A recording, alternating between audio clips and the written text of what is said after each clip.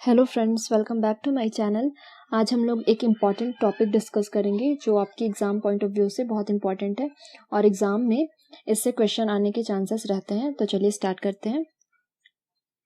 तो क्वेश्चन कुछ इस प्रकार से हो सकता है, शिक्षा से आप क्या समझते हैं या फिर शिक्षा से आपका क्या अभिप्राय है, शिक्षा को परिभाषित करें एवं शिक्षा के अर्थ बतलाएं। इस क्वेश्चन का आंसर आपको कुछ इस प्रकार से करना है। पहले नंबर पे आपको भूमिका लिखनी है। भूमिका आपको 10 से 15 लाइन की लिखनी है। उसके बाद सेकंड नंबर पे है परिभाषाएं, जो कि आपको दो तरह से लिखनी है। पहला है भारतीय विचारकों के अनुसार। इसमें आपको जितने भी भारतीय विचारक हैं उसमें से आप चुन करके 3 विचारकों के आप परिभाषा शिक्षा की आप यहाँ पे लिख सकते हैं। और दूसरे में पाश्चात्य विचारकों के अनुसार भी आपको मिनिमम 3 डेफिनेशन 3 परिभाषा आप लिख सकते हैं। इसके बाद तीसरा है शिक्षा का अर्थ, जिसमें आपको शाब्दिक अर्थ, संकुचित अर्थ, व्यापक अर्थ और एक है यहाँ पे वास्तविक अर्थ, जो चौथा है वो लिखना है शिक्षा के अर्थ में।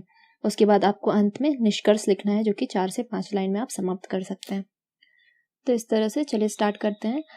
तो क्वेश्चन है हमारा, शिक्षा से आप क्या समझते हैं, शिक्षा को परिभाषित करें और अर्थ बताएं। तो सबसे पहले आपको इंट्रोडक्शन या फिर भूमिका लिखनी है, जो इसमें आपको 10 से 15 लाइन्स आप लिख सकते हैं। तो सबसे पहले है, शिक्षा ज्ञान का रूपांतरण है जो एक पीढ़ी से दूसरी पीढ़ी तक रूपांतरित होता रहता है। एक नवजात शिशु असामाजिक होता है, परंतु जैसे जैसे वह बड़ा होता है शिक्षा के औपचारिक और अनौपचारिक यानी कि फॉर्मल और इनफॉर्मल साधनों के प्रभाव के कारण उसका शारीरिक, मानसिक तथा संवेगात्मक इमोशनल विकास होता रहता है।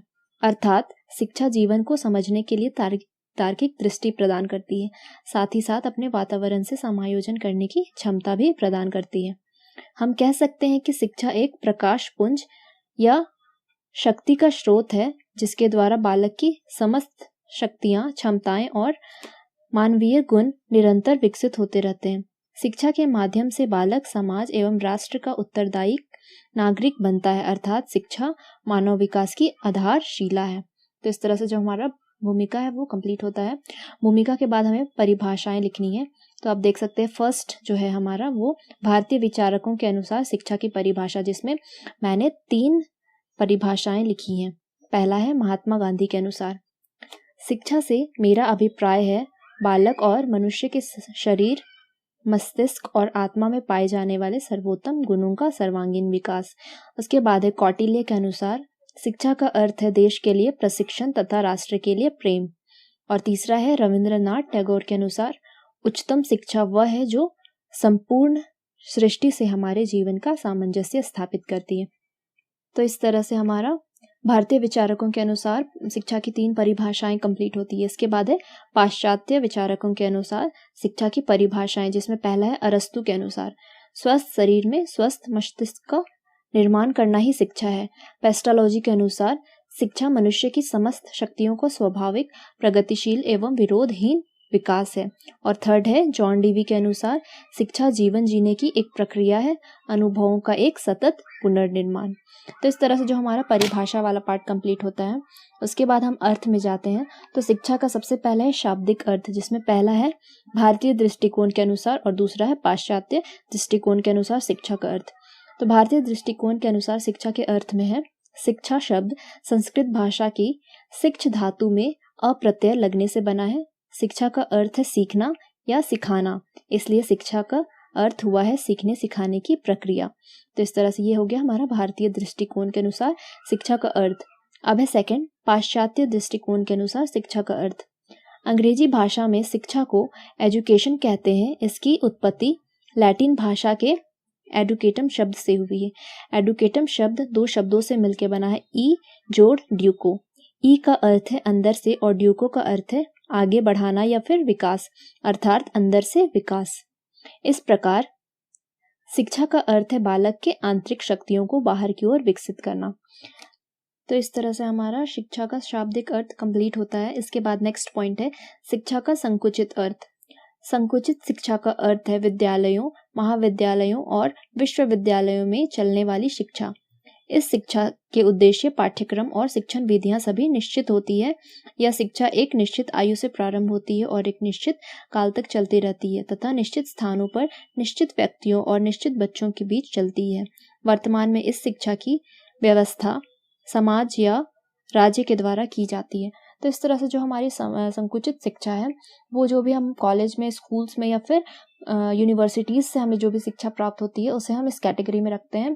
तो ये जो शिक्षा है वो बहुत ही लिमिटेड होती है, लिमिटेड टाइम के लिए होती है, लिमिटेड एज के लिए होती है, जो कि एक टाइम आते आते वो समाप्त हो जाती है। तो इसे हम शिक्षा का संकुचित अर्थ कह सकते हैं।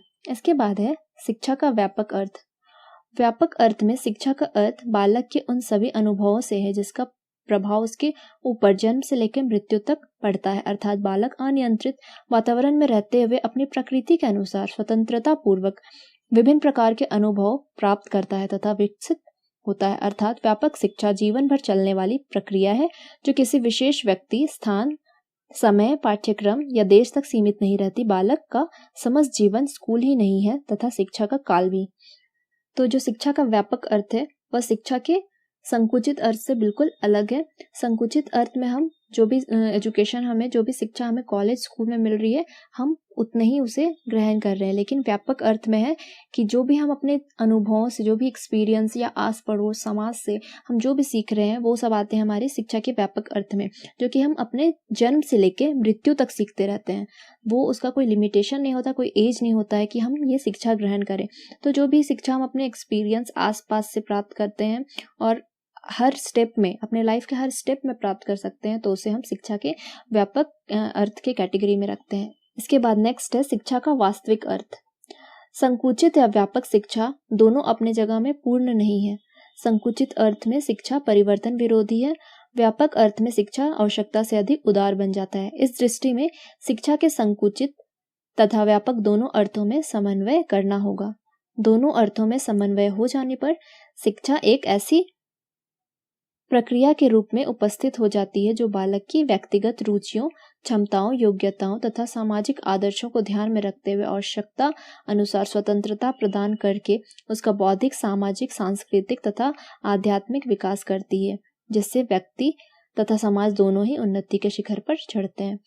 तो इस तरह से जो शिक्षा का वास्तविक अर्थ है वो शिक्षा का संकुचित अर्थ और शिक्षा का व्यापक अर्थ दोनों का मिश्रण होता है। जब हम दोनों के बीच में बैलेंस बनाते हैं, मतलब कि हम कॉलेज, स्कूल से जो भी शिक्षा प्राप्त कर रहे हैं और साथ ही साथ हम अपने अनुभवों, अपने समाज, पर्यावरण से जो भी शिक्षा प्राप्त कर रहे हैं वो साथ साथ जब एक साथ मिल के चलते हैं तो हमारा व्यक्ति का या फिर बच्चे का कह सकते हैं सर्वांगीण विकास होता है। मतलब बच्चे का सामाजिक, बौद्धिक, सांस्कृतिक, आध्यात्मिक हर एक तरह से विकास होता है। इससे जो व्यक्ति है उसके ओवरऑल डेवलपमेंट होता है और साथ ही साथ समाज का भी डेवलपमेंट होता है।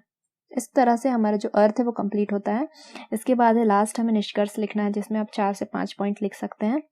अतः यह कहा जा सकता है कि शिक्षा विकास की एक सतत प्रक्रिया है जो कि जीवन भर चलती रहती है। शिक्षा से व्यक्ति का सर्वांगीण विकास होता है तथा शिक्षा का संबंध व्यक्तित्व एवं समाज दोनों से।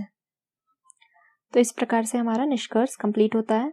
आप चाहे तो और भी इसमें पॉइंट्स ऐड कर सकते हैं। तो आज के लिए इतना ही, क्वेश्चन आंसर कंप्लीट होता है। आशा करती हूँ कि आपके लिए ये वीडियो हेल्पफुल होगी और आपको किसी भी प्रकार की डाउट्स हो, कोई क्वेरी हो तो आप मुझे कमेंट सेक्शन में कमेंट करके ज़रूर बताएं। और आपका कीमती समय देने के लिए और पूरी वीडियो देखने के लिए आपका बहुत बहुत